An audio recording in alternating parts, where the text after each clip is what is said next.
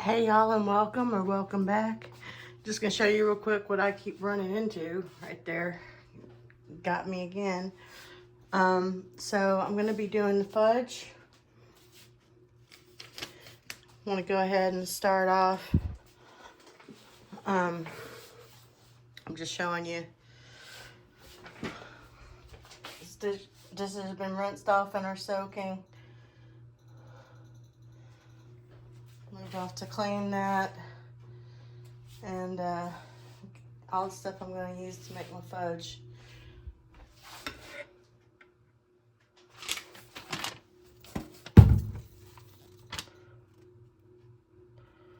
$16 ounces peanut butter, 16 ounces of icing. It doesn't have to be chocolate. That's just what I chose.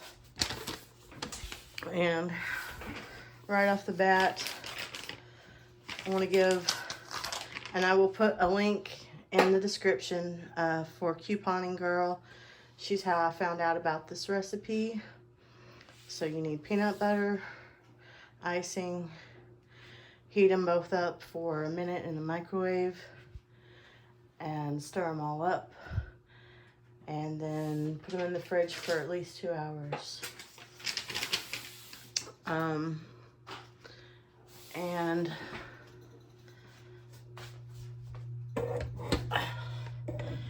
I've got some stuff written down to talk to you guys about. I want to make sure I have time to do that, so first I'm gonna, okay. This monster playing with his toy. It's his favorite toy. So I was going back and forth between which thing I was going to use, these or this. I'm going to use this.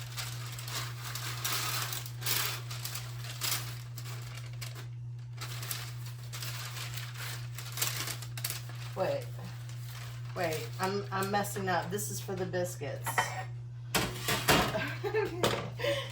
This is for the biscuits. I got messed up somehow. Go figure. I don't think it's a video unless I run into something or fall over, my camera falls over.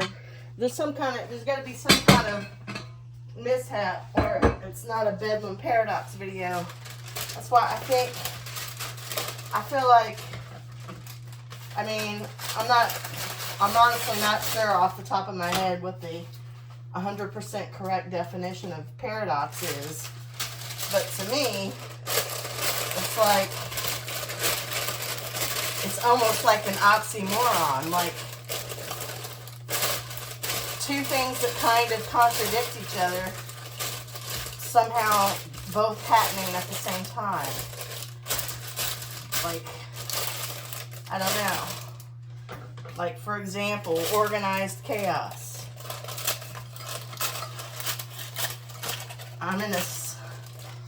I pretty much live in the state of organized chaos, in my mind anyway. So, the Bedlam is just, you know, Bedlam is a insane asylum in England from a long time ago that caught the inmates. Now, I could be getting this wrong. There's all these things that flow through my mind that may or may not actually be Bedlam, but something about the inmates taking over, or there was a fire set, or maybe I'm getting confused and that didn't have to do with the Bedlam insane asylum at all, but I know that the term Bedlam, as in Bedlam or chaos or mayhem or havoc, came from something that happened at that asylum. Something not good. But I mean, I am I feel like I fit that. I feel like I fit that pretty well because now what did I? Okay. I feel like I fit that pretty well because I'm a, you know, I'm all over the place. I'm a little bit nutty. But who isn't? Who isn't a little bit nutty? Okay, so put this lid up here. And so I'm real nervous about heating this. You know, I'm real nervous about heating this up in the microwave, but I'm gonna do it. Showing you again, 16 ounces of something, 16 ounces of something else. You know, it can be whatever flavor icing. You don't have to use peanut butter. You can use 2 types of icing. You can use 1 type of icing. Like I said, I'll provide the link.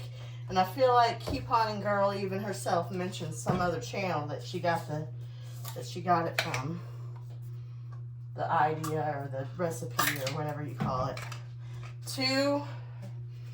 It's a 2.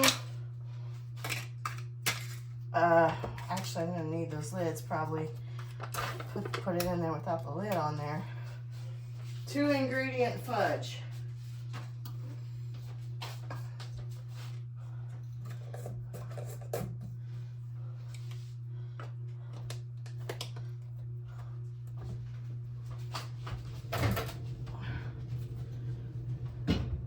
I hope that doesn't explode everywhere.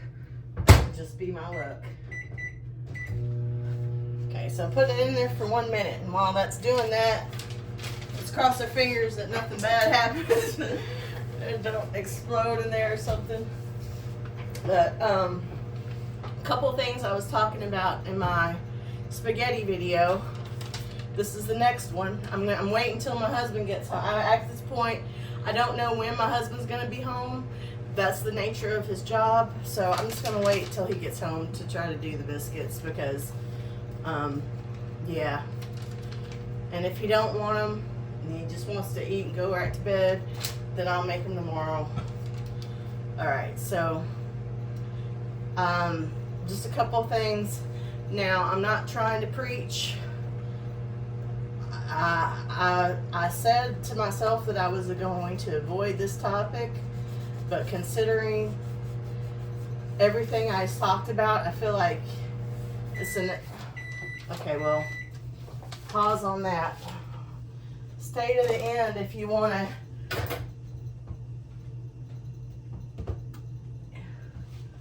hear more about what I was basically about, I'll just say spiritualism and my, again, paradox. Just show you what this, it's hot. So that looks like, just pour it in there, get the spatula. But yeah, you know, some people might, I'm not trying to tell anybody what to believe, what not to believe, none of that. Like I said, told myself I wasn't going to talk about religion, but in this context, I'm going to have to talk about it a little bit. So, if you want to know, this don't seem that melted. It looks exactly the same.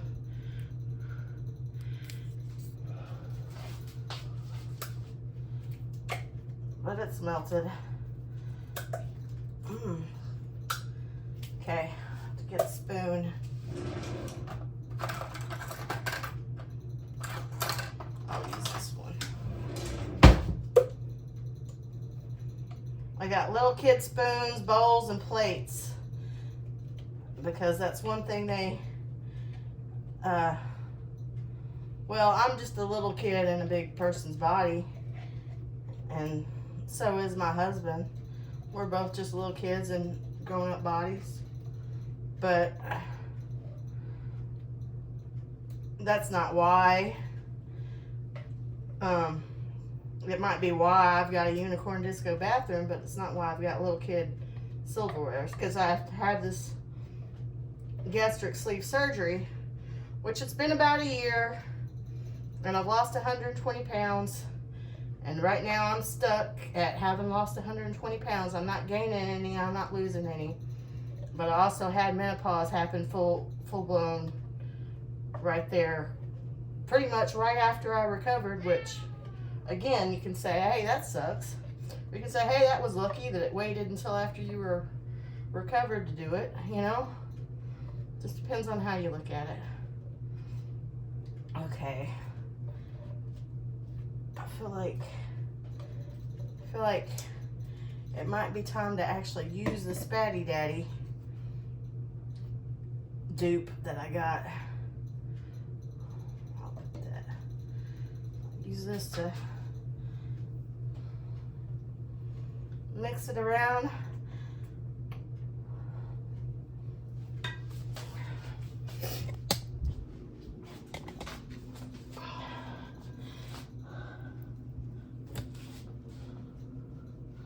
Show you it get mixed around a little bit. Show you the dishes sitting there. I got it cleaned up a little bit in the process of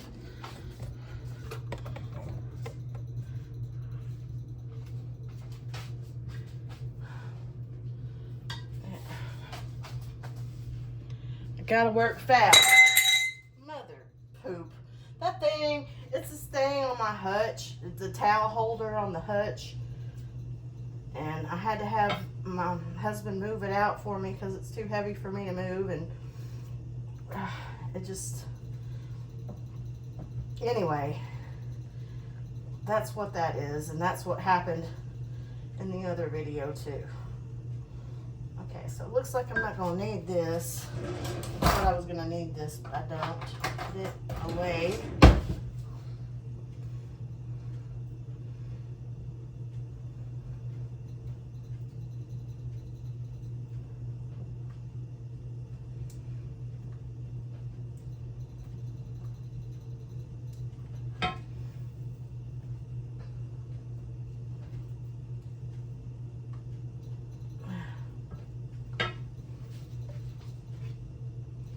I'm not gonna mess with that. I'm not gonna mess with that little bit. So it'll be all right. So I guess because I've decided to use the same pot I used. I call it a pot. It's probably not called a pot. I don't know what it's called, but I call a lot of things pots. The really pans or skillets or something else.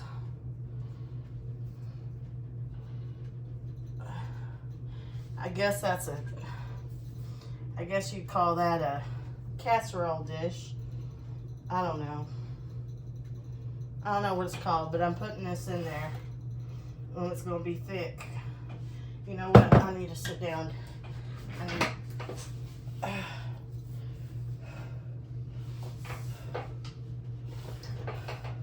the oven's on still, so it's getting hot. Okay, I have to act fast, and I'm realizing that I can't sit down and do this, so.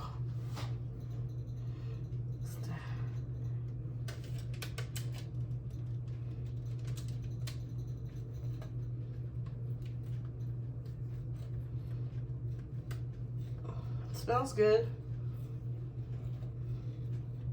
Most of this is for my husband. He loves peanut butter.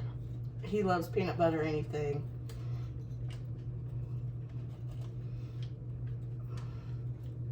His mom used to make him no-bake cookies. And his mom has Alzheimer's or dementia. One or the other. I've never been able to tell the difference. I think doctors even have to do tests or whatever to know the difference. And it's also possible that it has to do with an aneurysm because she does have one. So she's been through a lot. She had 4 kinds of cancer. She went through chemotherapy. She's had her breast removed. That was one of the kinds of cancer. I can't remember what the other 3 were. But she survived all that, and anyway, I'll tell you that story another time if you're interested in it. Remind me, and I will tell that story about my mother-in-law.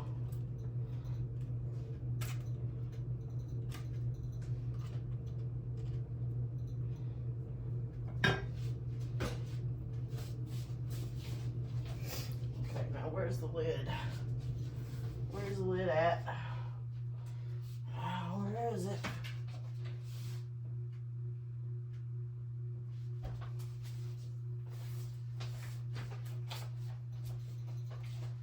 Oh, it's over here under all these. Yeah. No? Where's the lid? Oh my goodness, what have I done with that lid? Oh yeah, that's right. I put it on top of the refrigerator. That is, of course. How dare you even ask? Of course has been cleaned. Okay, so there's a bowl where I'm gonna lick a little bit, take a taste. And there's that fudge, or there's that concoction, or whatever you want to call it, in the dish.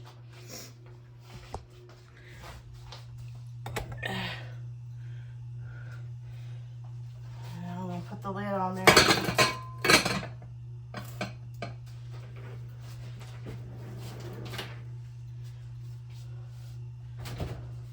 Mustard pushing his luck. He's in here.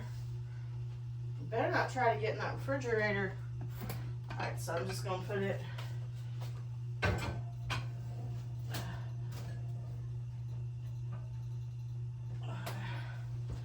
Put it in the refrigerator.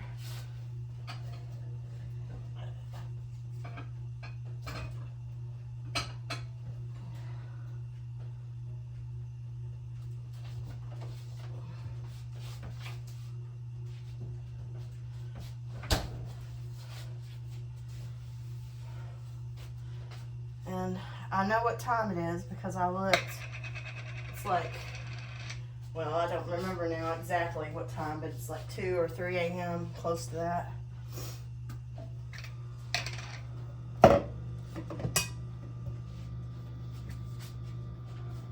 Whoa. What are you doing?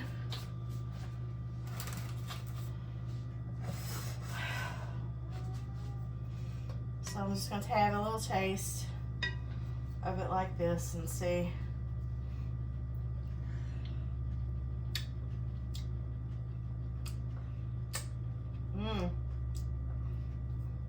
It's good.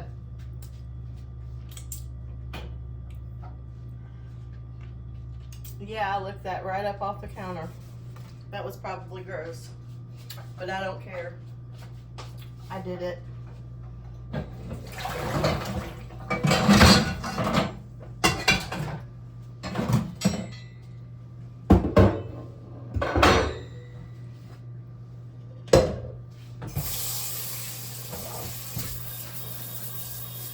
I like to rinse things off ASAP because, to me, the longer you let something sit, the harder it is. We don't have a dishwasher.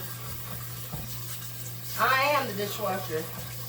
So, I like to get it ASAP if I can.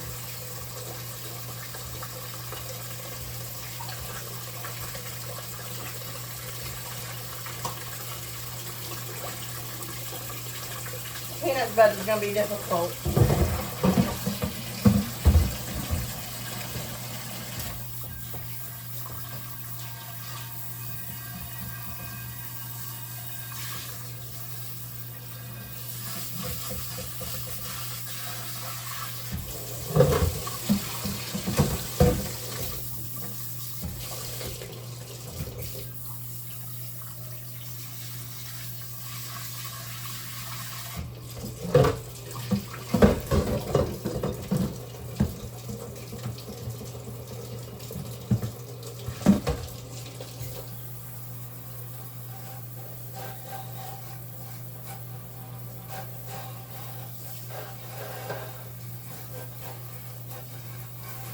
if you guys can see this. You might not even be able to see me rinsing this stuff off.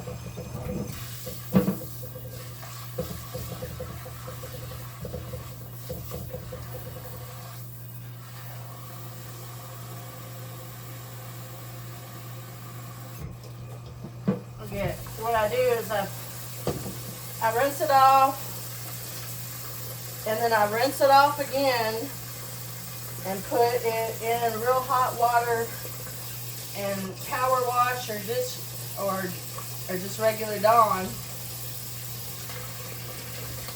Let it sit until the water is tolerable for me to put my hands in. Then rinse it off again. And then put it in the what I call the dryer, which is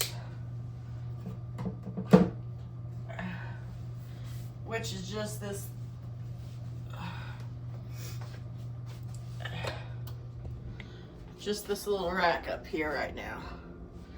So I'm gonna clean off the stove, and I'll just show you. There's the spaghetti, and there's the fudge. The fudge got 2 hours yet.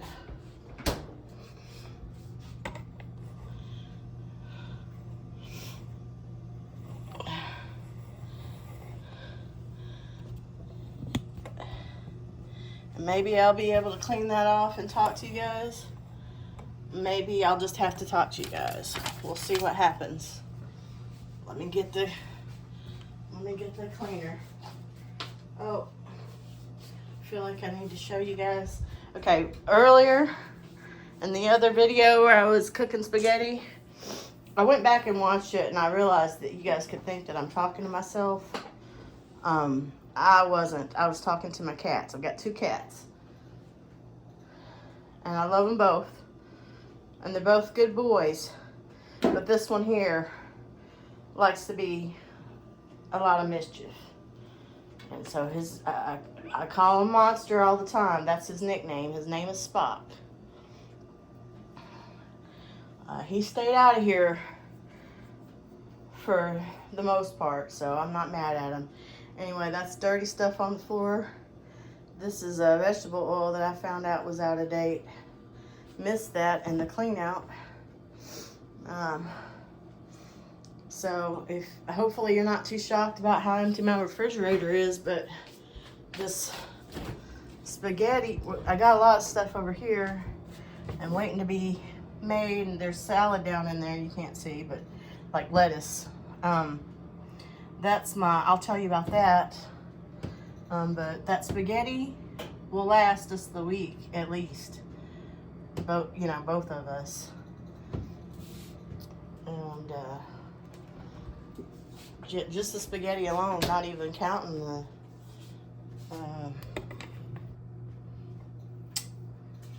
and this is the thing that fell off of there. Just holds the towels. This thing, I mean, this was a pain in the butt to put together. Took him forever to put it together. No fault of his, but it's nice. It's a nice thing to have. It's just showing off my organization in case y'all hadn't shown that.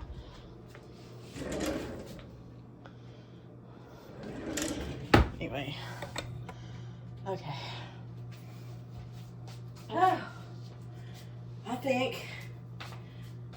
I think that I might have to just turn this oven off and make a pretty good guess that he's not going to want that. He's not going to want to wait for that anyway. So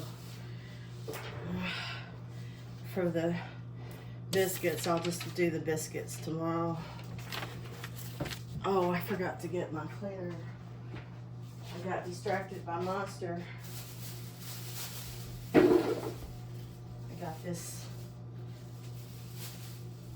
got these wipes in the laundry room. Ugh.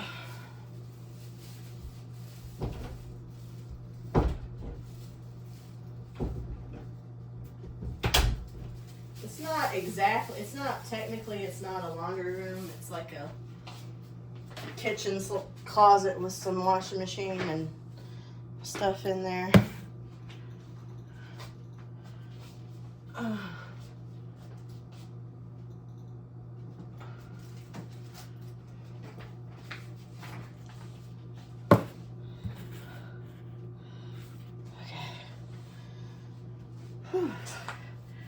Because I got all this to clean up, and this is already, this mess over here behind this is past the point of no return. You know, like I talked about how I like to clean things off right away. Well, too late for that on that one. So I'll just go, I'm not gonna make y'all watch me clean that up, because I really need to do these dishes first, finish them off, just put them away in the dryer. You know, stick the dryer in front of the microwave, since I'm done with the microwave now for the night. Oh no, I can't do that. He'll need to use the microwave to heat up his spaghetti. Oh, all right, never mind. I won't do that. I'll just leave it like that.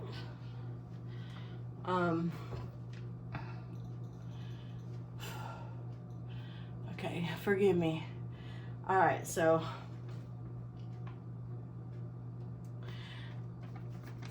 just a couple things I wrote down that I want to talk about more or / clarify from my spaghetti video where I was talking about some personal stuff.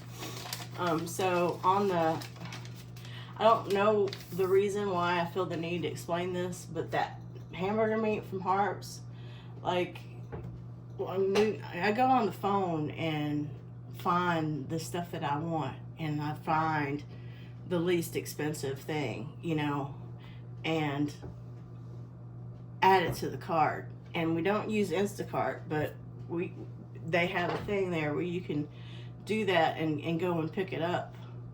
So that's what they'll even deliver it to you for like a little fee or whatever. But anyway,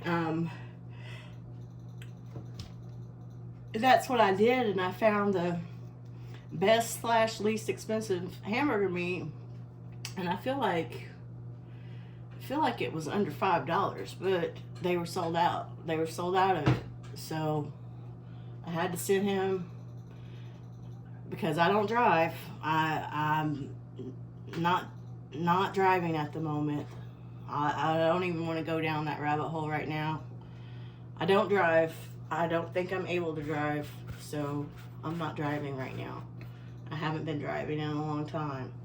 But anyway, I had to send him up there to get some hamburger meat. I'm like, just get whatever hamburger meat you can find, you know? And so that's probably why it was so expensive, you know what I mean? Like, and Harps is a little bit more expensive anyway, but like to go all the way to where the nearest Walmart is, it'd be a 15-minute drive and then another 15 minutes back. So it's worth it to pay a little bit extra at Harps than the gas to drive like that. Anyway, there's that. Then I started talking about being a CNA, and I was saying there was I worked at nursing homes for a while, and then eventually, I won't get all into the story, every little thing about it, but basically one thing led to another, and basically a family that I'd been taking care of, their person, you know, their family member at the nursing home wanted me to take care of their family member when they went into hospice. And that's how I found out about hospice. And so hospice paid more money and gave more time with the people that you're taking care of. So I did that. And when I got to the point where I wasn't able to lift people anymore, People had a belief, like I got a reputation. I'll put it like that. I got a reputation around all the nurses that worked there and the people that I worked with, and I guess word of mouth, that I was touched. And when I say that, I meant there was a belief floating around about me that I had, for lack, some, I'll just say it, that I had healing powers, that I was touched, that I was able to heal. And I think it came about because there was this one lady who was supposed to pass away within the week, and then I came in and she lived like 3 months or something like that. But I mean, I don't want to say, like, I don't want to say one way or the other about it. I don't want to talk too much about my beliefs, because I guess I don't kind of care to explain it or want to upset anyone.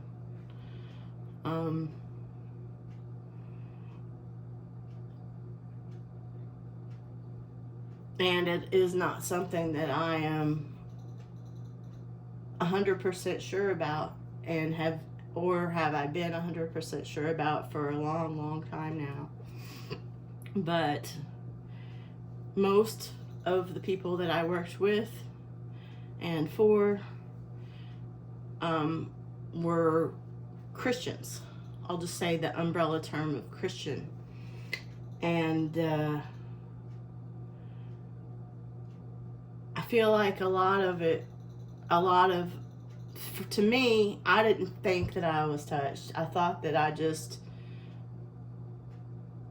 knew how to talk to people in that situation and be like, make them feel comfortable saying however they felt. And because I'm honestly not trying to brag on myself. It probably sounds like I am, but honestly, I just gave a crap. I mean, that's really, and I think, you just either have a natural connection with a person or you don't. And I just feel like I just made this lady know that she didn't have to put on any kind of act for me, let me know if she was hurting. I don't know. I don't know.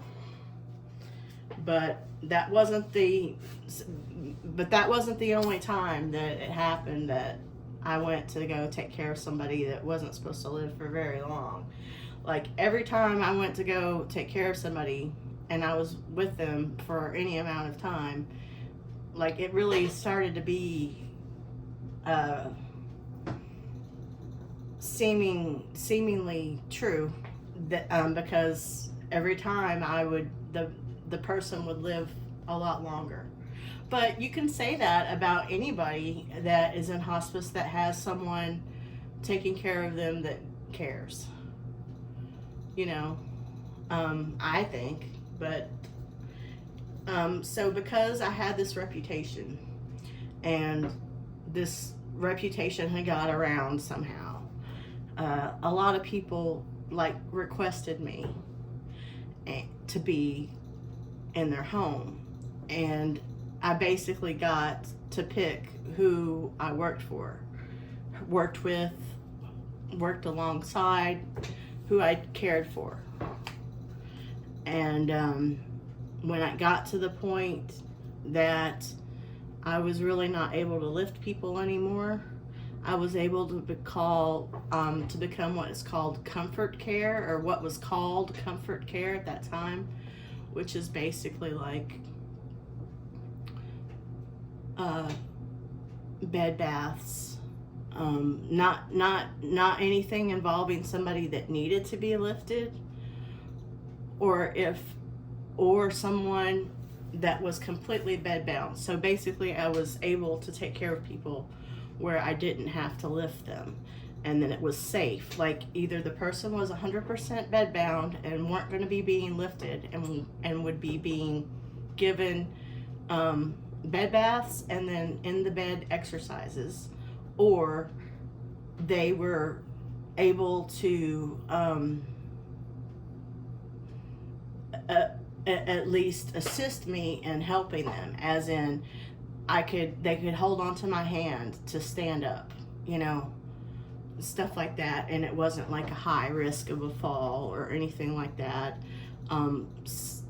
A lot of the time I took care of other people and just sat and talked with them, and just sometimes I would just do a little bit of light housework and cook something, you know.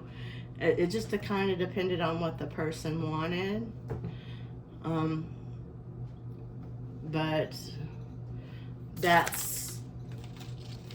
But it got to the point where there was this one lady, and I had been taking care of her for a really long time, and we had a real strong connection, and I had a real strong connection with her husband too, and I feel bad about it still. Like they both really trusted me, and something happened with her that I didn't anticipate. I'm not going to go into detail about it, but basically I realized that it wasn't safe for me. It wasn't safe for her to have me there, because if something were to happen, I wouldn't be able to do, you know, there's just unforeseen things that could happen that I realized when this incident happened, that it's not safe for her to have me here, because I wouldn't be able to do what was necessary, you know, if things went bad. And so I had to leave. I left. That's when I left and stopped being a CNA. And I ended up going and working at hotels for a long time. Hotels at night, because I was so used to working at night. Even though when I was in hospice, I didn't work at night. I worked in the daytime. But anyway, I've always been a night owl, and I've had a lot of nighttime jobs.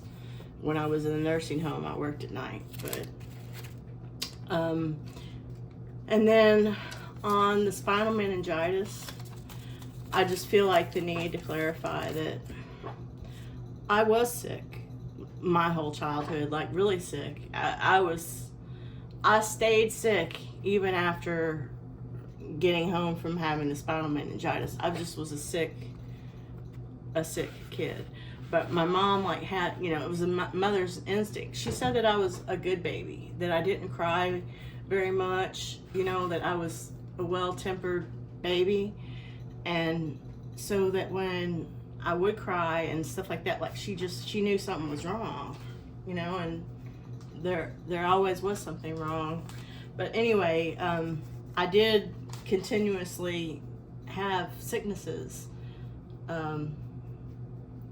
Like one year I had to be held back in school because I was sick so much. Like I had like strep throat 3 times in the same year, and I think mono twice in the same year. One of the other, I can't remember which one was which, but one of them was because I kept letting my dog kiss me on the face, and the dog got it. Like I don't remember if it was mono or strep throat, which one it was, but that's how come I kept getting it. But anyway, I didn't know that animals could get, you know, I was just really a little kid. What is it? You know, when he gets his ball, he's playing with his ball right now, one of his balls, his little fuzzy balls. He'll chase after it, and he'll cry like that as he's chasing after it. I guess he's excited. I don't know. What's your deal? What's your deal, mister? What's your deal, Mr. Spock, huh? Now he's come over here for some loving. Oh, are you allowed in the kitchen now? You allowed in the kitchen? Yeah, I'm not cooking anything. You can be in here, yeah. Just don't be getting on that refrigerator or anywhere near it. Ooh. Ooh.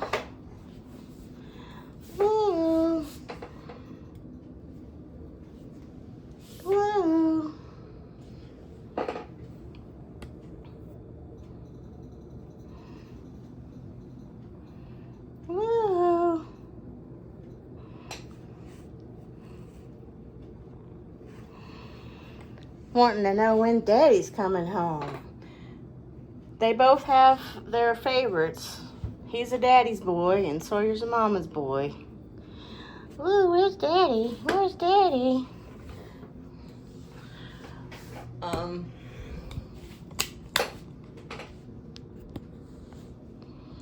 So,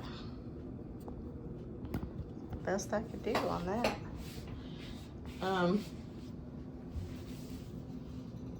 So I was talking about the spinal meningitis. I don't know what I was saying. But basically,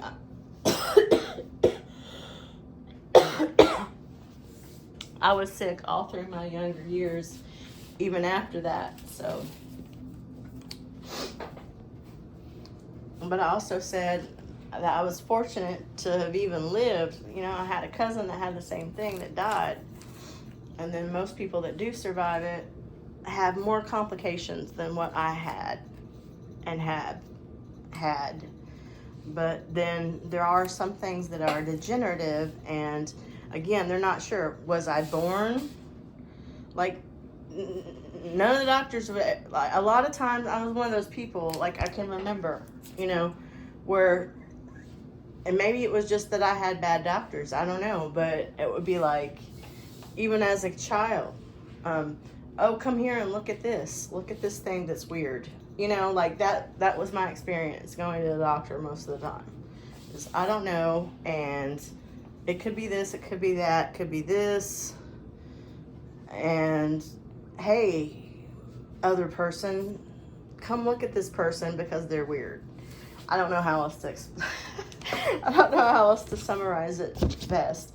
But that was my experience. Until this doctor that I have now, which is like, I'm so glad to have her. She makes me feel normal, you know. But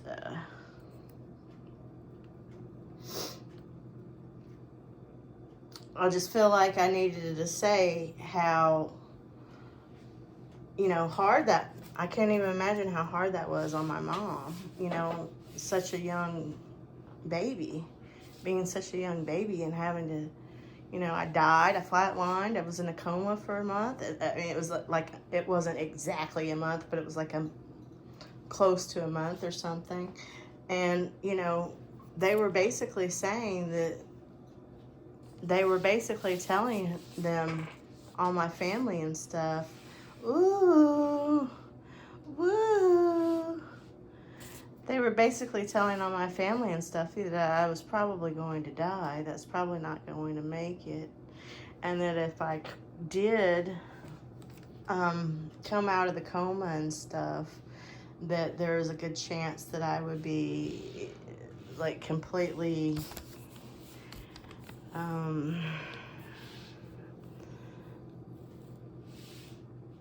mentally challenged. I don't know of a better word to use without being offensive. And that I wouldn't be able to walk, and that I'd have problems with all of my organs, and that I would have all these problems. And I have had, it's true, I've had some of those problems, but not as many as most.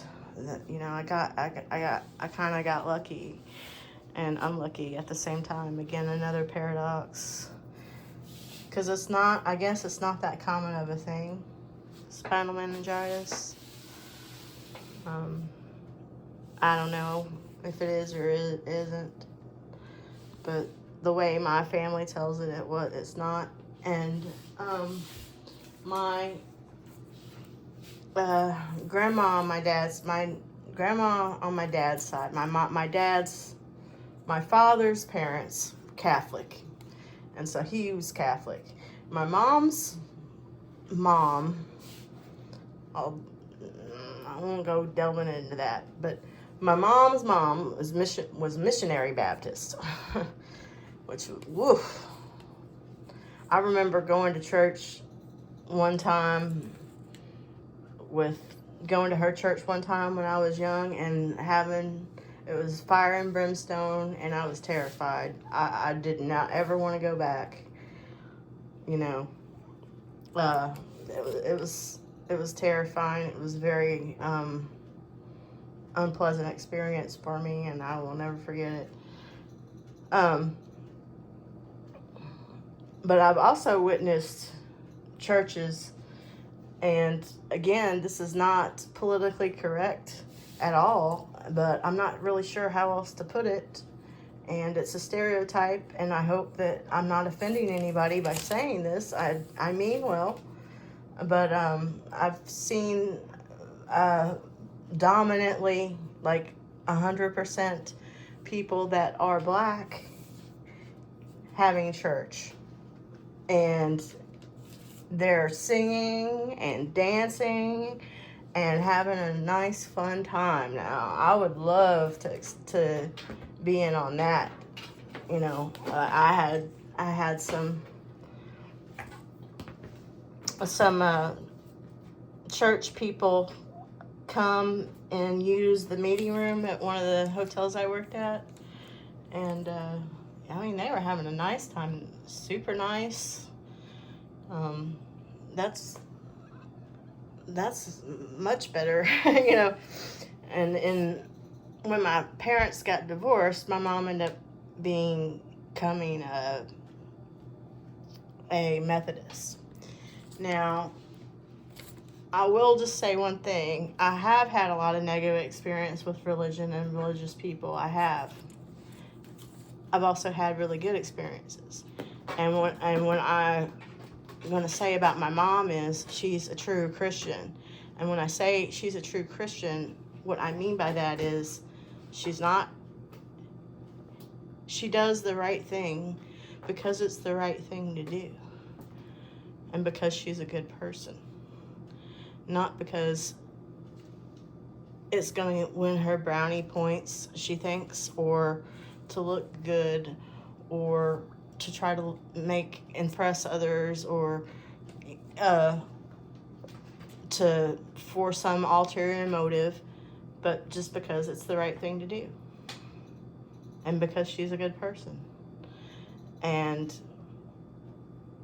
that's what I consider to be a true Christian, is somebody who is just a good person and does the right thing as much as they can. You know, everybody makes mistakes.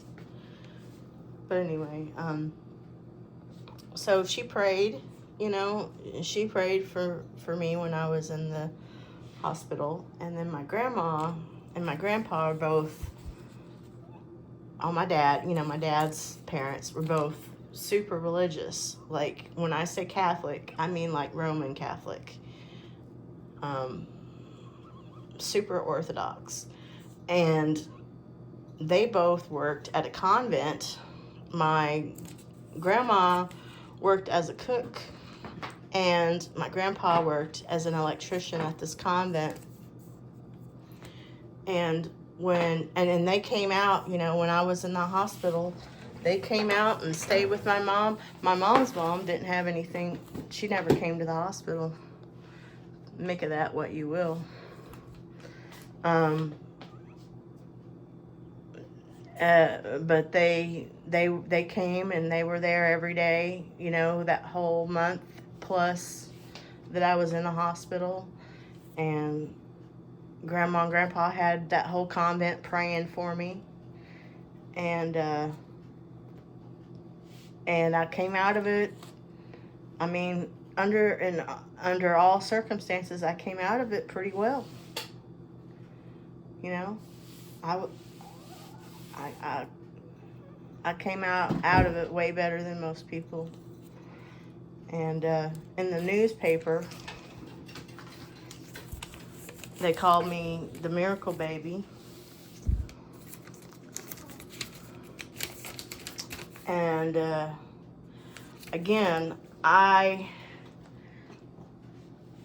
you know what? I'll just go ahead and say it. I'm agnostic. I'm agnostic, which to me, my interpretation basically means I don't know. I don't know. And furthermore, I'm not so convinced that that it's something that I'm supposed to know or comprehend. But at the same time, I have a belief in something. I'll just say I do have a belief in a higher power. How can I not?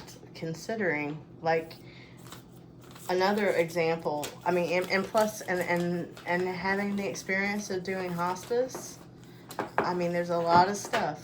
There's a lot of stuff that goes on there that I just can't explain, you know? So I will say I'm not a religious person, but I am a spiritual person. And I do believe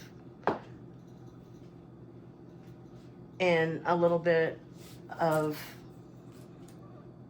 or let me rephrase that. I want to believe, and believing in this seems to help me out as far as being the type of person that I want to be, and that is, I believe in positive thoughts, positive actions. You know, I believe in, for lack of a better word on that, I do believe in the laws of attraction, you know. But at the same time, I acknowledge, you know, bad things happen to good people all the time. And really awesome, wonderful things happen to bad people a lot, because the truth is that being mean, shady, and all that stuff gets you places. But I'm not, you know, I'm not willing to do that. You know what I'm saying? Like, anyway, I guess I just wanted to share. Also, there were 3 different car wrecks that I was in. Car wrecks that totaled the car. None of them were my fault. But one of them in particular was like, all 3 of them were crazy, to be honest with you. But one of them in particular was like something like, you're not going to believe me. We're not going to believe me when I tell you. It's like something out of a movie. So and my mom has this, again, I don't want to offend anybody, and she won't admit to this, but she does. She has this ability, she has this premonition ability, you know, and maybe it's what you call mother's intuition. Maybe it's that. I don't know, but she definitely knows when something, she seems to know when something's wrong or when something's going to go wrong with me. And when she talks on the phone with me, when I'm trying to hide it from her, even in text, if there's something wrong with me, she somehow knows. She just knows. But anyway, she was telling me, hey, don't go out tonight. Don't go out she didn't want me to go. But I just had to go. And I got in that wreck. But I was coming, there's this weird kind of hill, like where you couldn't see when you had to turn off onto the street, and I was turning on that, and it was this semi, and they were speeding, like they were speeding real bad, and I'm just trying to catch Monster doing some more playing, but I don't know where he's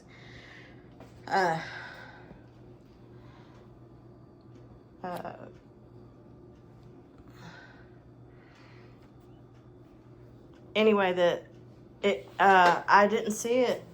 I didn't see it in time, and they were speeding so fast. It was their fault.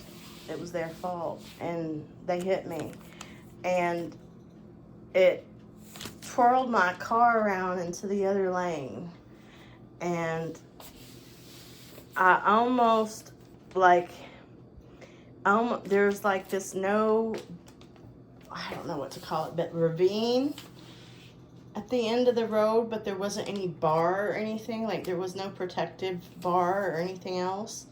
And I just remember I do remember it very vividly. I remember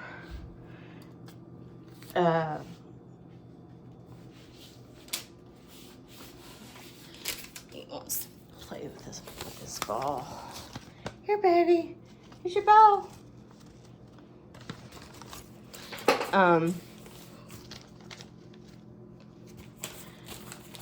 I remember after it happening and the car come to a stop from spinning, I remember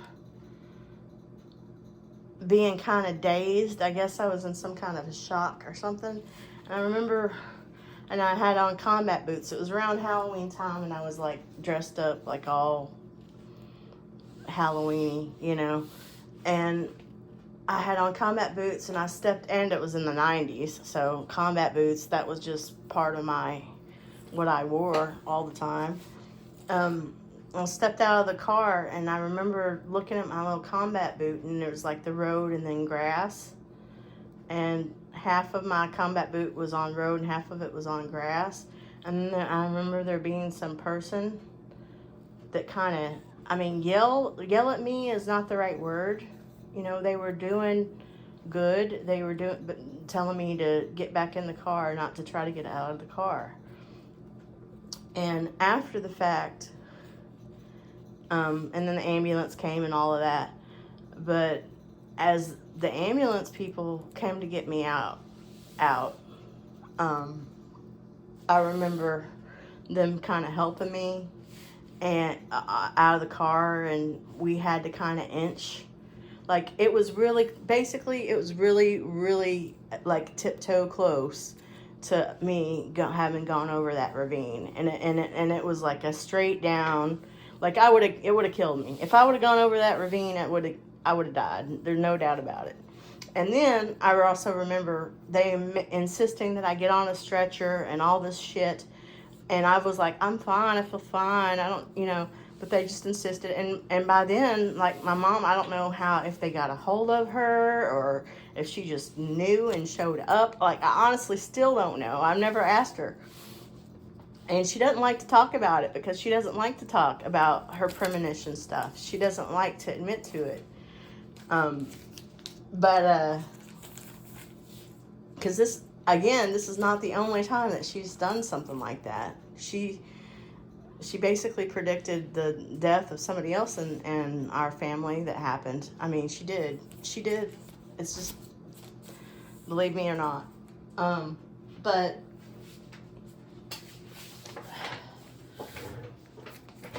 I could throw this piece of paper away now, and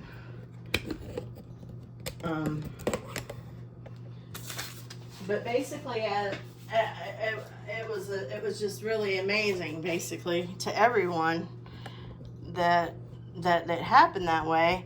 And then when they escorted me, when they helped me out of the car, I remember looking, and I can't remember if someone made a comment or if I noticed it myself or what, but it was like my car was like a piece of aluminum foil that you wadded up, except for in that one little pocket that I was in. And I'm not even exaggerating. And I think maybe that it was one of the ambulance people saying, look at what you just come out of.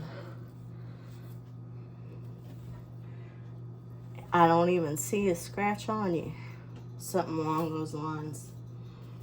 And I remember my mom being there when they were putting me in the ambulance, being totally freaked out. And they made me do a brain scan and all this stuff, x-rays and all of that, and I didn't have, of course, if you know anything about being truly double jointed, it's like it's actually a deformity of the bones. But it is, I will say that the benefit, because for every negative, or if you want to call it a negative, you know, for every weird thing that I got going on, there's a positive, there's a what could be considered a negative effect, and also what could be considered a positive effect.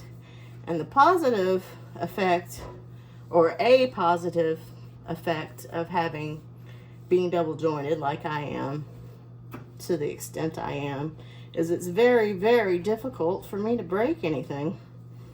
It's almost like that movie, like I both with my ADHD, my OCD, the things wrong with me, being double jointed, all these things. Sometimes I do. I kind of like to fancy myself a superhero, not a villain, but a super, you know, like a superpower. I got a superpower. My superpower is, it's really hard to break a bone. It's really hard for me to get seriously injured. It's I'm able to hyper focus, you know. I'm able to be super duper organized. I don't know if you guys follow me, but I just felt the need to get more into that and tell you guys about it, and maybe somebody needed to hear that. You know, I don't know, but that's why I just decided to talk more about that. Another time, I'll just tell you about all 3 times, except I don't remember the 3rd time. Not 3rd in order, but I don't remember the 3rd time so much. I just remember it being a similar, it wasn't as crazy as the you almost went off the ravine situation, but it was one of those where they're like, where it was like the car was completely totaled, and it wasn't quite as bad as being like a wadded up piece of aluminum foil, but it was similar. You know, it was you know, the car got totaled. I was in it. So, and it was a similar situation where the doctor or the x-ray person or somebody was like, I don't understand how you came out of that without a, or maybe even the insurance person. Somebody said, I can't understand how you made it out of there without a scratch on you, let alone alive, you know. So some people would say that that's a multitude of miracles that I've experienced.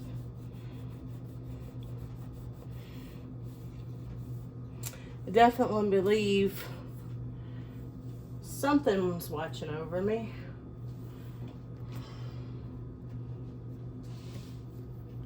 And so maybe I was meant to tell that.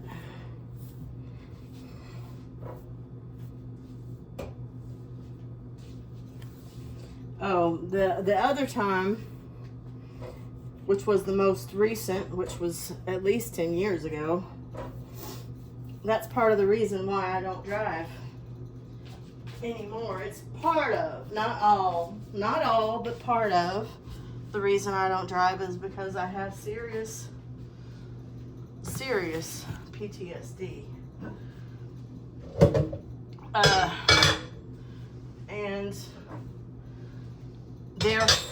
And I didn't used to, but now OCD about driving. And the two combine together and work together to make it pretty difficult for me to drive. And I can do it if I work on it. If I really want to, I can make myself do it. I can do it. But my husband, I mean, I'm not a very good driver. Having ADHD, that's one symptom. Everybody's symptoms with all of this stuff I'm talking about, you know, you might not have all the symptoms I do. Your symptoms might be different than me, you know. You might, everybody's different. But for me, one of the symptoms that, like when you're tested for having ADHD, like at least as far as when I got tested, I've been tested more than once. I've been tested several times throughout my life, and every single time it's always I'm very ADHD is the answer, which I know that now, you know. I mean, that's not a shocker or anything. But it's like, that's as good as that's gonna get. I'm gonna have to let these thingies here soak. Those thingies soak, and I can't let them soak right now because of that, and I can't do that because I need to make sure he has access to that microwave. So we're done here for now.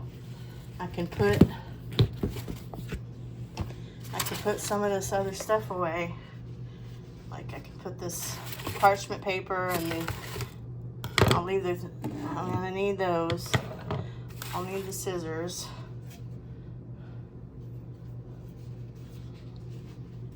I'll go ahead and leave this out. I can put the parchment paper away. Let me do that real quick and then I'll finish the story. Oops, there's a little piece of crap on the, not crap, but fudge or something on the thing. There's a piece of noodle, uncooked noodle on the floor.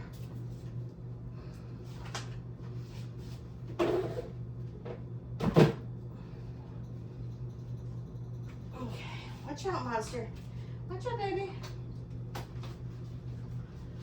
Okay.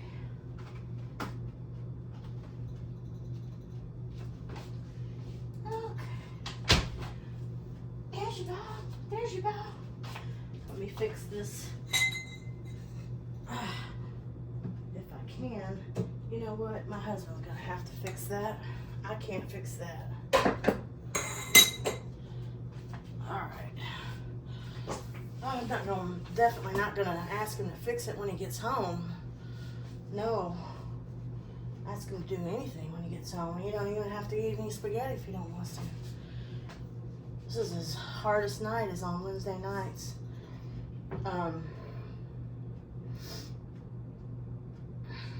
Shoot. Oh, the third time, the most recent time I was in an accident. My husband was driving. And oh yeah, and one of the big symptoms or at least from when I have been interviewed by psychiatrists, psychologists, whatever they're called, you know, that says, yeah, okay, this person has ADHD or not. I've been told I have ADHD since before I was in an actual school, like right out of kindergarten or something. I was taken to speech therapy, and some lady gave me some kind of test. I guess it was an IQ test, and talked to me and basically figured it out. And I think maybe one of my teachers had said something to my mom, like, hey, something's going on here, you know.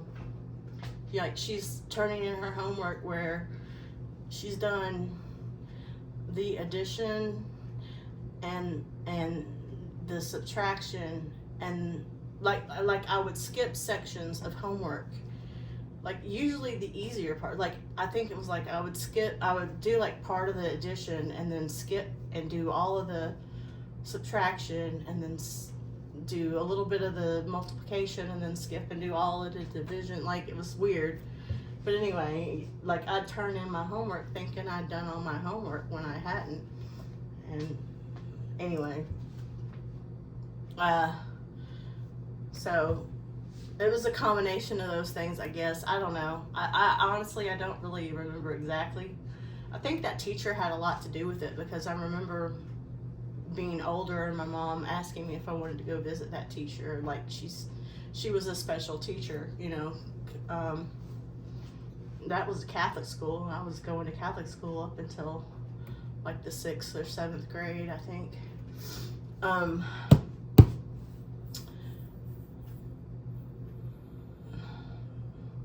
So that was a good experience there, but I also have a not so good story to tell about that place too, you know.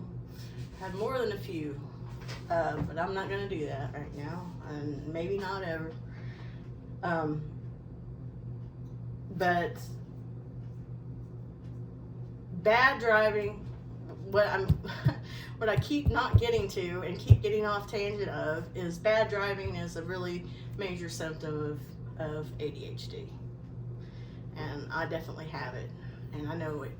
And like, you can't talk to me if I'm driving. You can't talk to me. I can't do anything but it. I need to not do anything but pay attention to what I'm doing, or else it might be a bad thing. And even then, I'm not the best driver. So, you know, my husband figured that out real quick. And so he usually was the one driving if the two of us were together. And we were together and he was driving. It was a good thing that he was driving, because if I'd have been driving, I might be dead. You know, we both might be dead. I don't know. But this lady, it was again, we always had smaller vehicles. I've always had smaller vehicles, like not teeny tiny, but you know, like, I don't know what you call it, like 4-door little cars. Sedan, is that the word? I don't know. I think sedan is correct. I think that's the word I'm looking for. And every time I've been in an accident, it's always been by some vehicle that's a range of way bigger than me. Like, the biggest was the semi truck, but this was like an SUV or something. And it was a woman, and she had a stop sign, and she was on the phone. And this was like back when phones, like, I didn't even have a flip phone at that time. Like, phones were not everywhere, and at least not in my world. And she was looking at her phone and not paying attention, and she didn't stop and hit us. And my husband reacted to turn the wheel, you know. We still flipped over, like, the whole car flipped over. And it ended up where I was on the ground, and like the glass had broken all around, and I was wearing this jacket. It was this big, thick jacket, so that me having been wearing that jacket shielded me from the glass, like getting in my face and then in my eyes and everything. And I remember eventually throwing that jacket away, because I kept still finding pieces of glass, like in the pockets and stuff like that. And anyway, it was like something out of a movie from my perspective, because I'm like on the ground, you know, like I don't how to put, like, I'm on the street, like I'm sitting in the car, but my shoulder's like next to the street and the window's broken out, and I'm thinking, how am I getting out of here? And I remember being so scared and unbuckled, and I remember my husband coming, and I guess he was all right, you know. I remember him flinging open the door, you know, like his door, like the side that he was on, I mean, and reaching his hand out, like, to help me come out of there. It was like Superman. That's, but I tell him it was like he was Superman.